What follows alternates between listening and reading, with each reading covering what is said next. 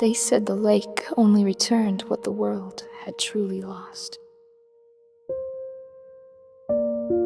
Mireia never believed in old tales.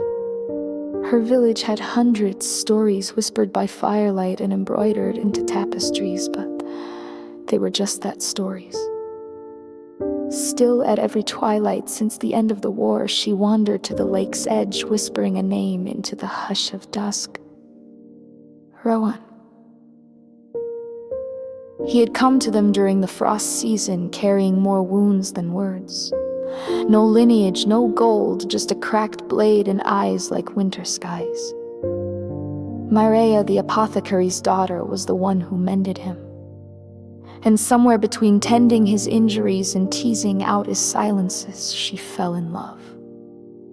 He loved her back, not with grand declarations, but in the way he lingered at her door, or the way her name softened on his tongue. Their days passed like songs, too short, too sweet. Then the king called his soldiers. Rowan left before dawn, leaving only a pressed flower and the promise, "Not long, I'll return." He never did. No funeral, no word, only silence. Mireia buried her grief quietly. No one expected her to mourn a soldier with no title. But she did. She still did. On the 13th twilight, the lake stirred. A shimmer rippled the surface, bending the light like glass under pressure. She stepped in. The cold wrapped around her ankles, but instead of dragging her down, it pulled her forward gently, insistently, until the world folded inward and disappeared. She opened her eyes to a forest unlike anything she'd ever known. The trees glowed softly, their branches humming. Starlight dripped from their leaves, and the air was thick with a soundless pulse. Her heart knew it before her eyes did. Rowan stood between the trees, unchanged. He turned slowly, and when he saw her, the disbelief in his face shattered into awe. Mireia. She reached for him as if waking from a dream. "It's really you." He caught her hands, held them against his chest. "I've tried every night to find a way back." Her breath caught. "Where are we?" "A realm between," he said. "A place for the ones who fell through fate's cracks. I was taken by a curse during the last battle, alive, but unmoored, lost." She pressed her forehead to his. "I searched for you." He pulled her close as though he feared she might dissolve. "And you found me.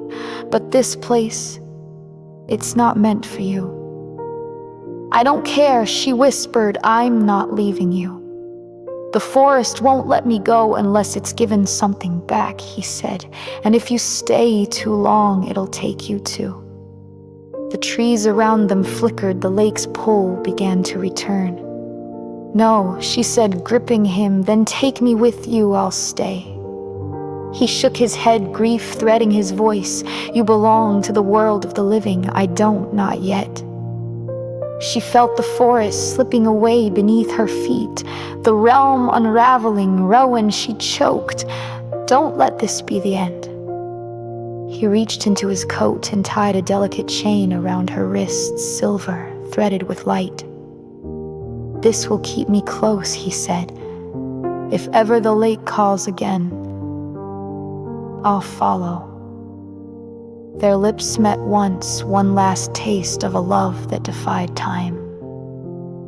And then she was gone. The forest disappeared.